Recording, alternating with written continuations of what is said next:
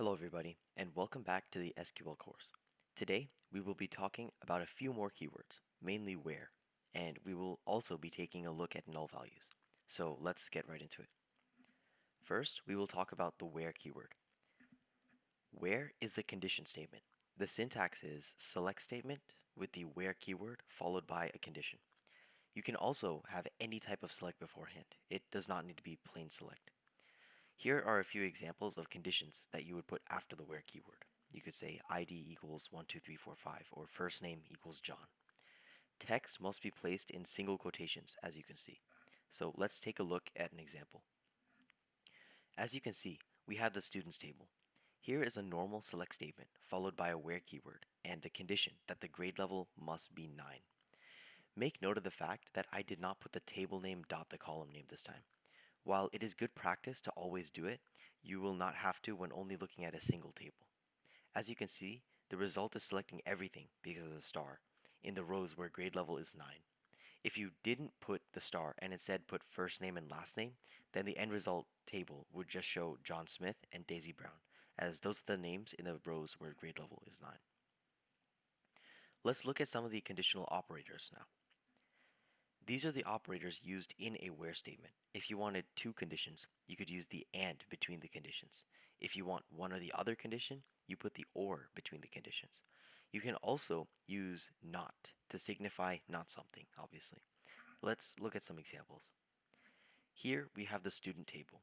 We are selecting everything from students where grade level is 9 and the first name is John. There is only one row that satisfies this, so it prints the entire row. If you were to change the grade level and keep the name John, since no rows meet those conditions, there will be nothing returned.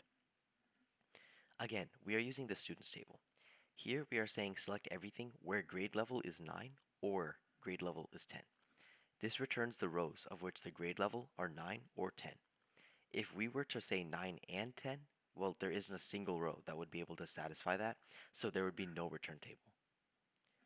Here we are using the not keyword. We are selecting everything from students where the grade level is not 9. This will return all the rows where the grade level is not 9, as you can see here.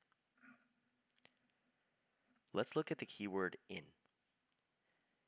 This keyword is an alternative to or.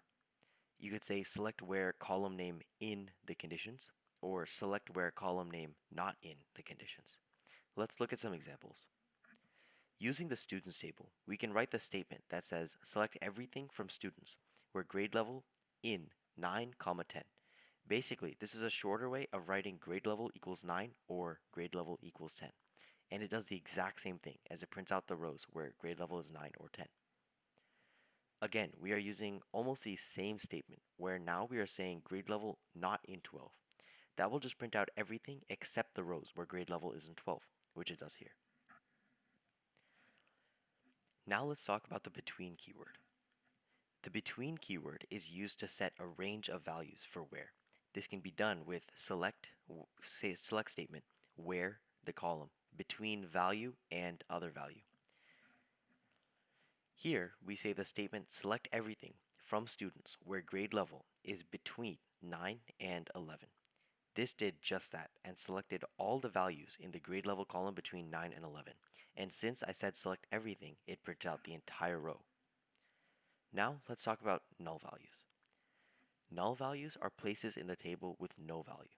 You can find these by saying select statement where column is null, or you can find everywhere without these values, saying select statement where column is not null.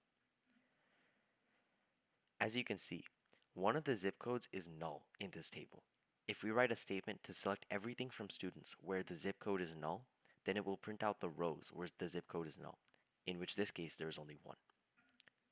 On the other hand, if you write a statement that selects everything from students where the zip code is not null, it will print out the rows where zip code is not null, which is shown here.